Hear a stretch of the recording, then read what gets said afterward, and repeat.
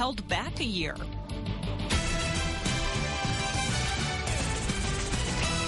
It's no secret that thousands of New Mexico students drop out every year and that thousands more barely graduate. Now a state representative wants to help fix that by holding back any third grader who doesn't read well enough. News 13's Ian Schwartz has details about a bill that is sure to stir debate.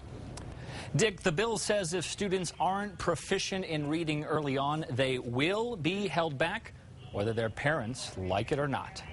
I suspect that there will be some difficult conversations and some hurt feelings. Tom Sullivan is director of the New Mexico School Superintendents Association. He's talking about a proposed bill from Las Cruces State Rep. Mary Helen Garcia, a retired principal. It takes aim at third graders statewide, saying if they don't read well enough by the end of the school year, they are not moving on to the fourth grade. We've heard anecdotally that struggling readers in those primary grades are much more likely not to complete high school. Last year, only 57% of third graders in New Mexico public schools tested proficient in reading.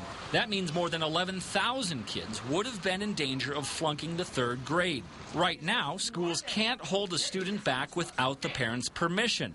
Garcia's bill changes that for third graders, something parents are split on. Seems like the parents should have more say-so than the school can come out and say, no, we're going to hold them back. I feel like that if they believe that a student hasn't met the requirements for moving on to the next grade, that the student should be held back. Sullivan says while the bill may raise some eyebrows, it is meant to give kids another chance instead of just moving them along. It's pretty clear from some national tests that we still have some kids that are placed inappropriately or where they can't be successful.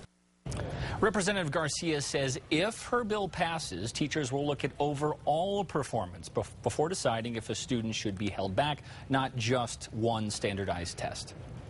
All right, Ian, the bill also says that seventh graders could be held back if they're not proficient in reading, but that decision would be left up to the parents. Borders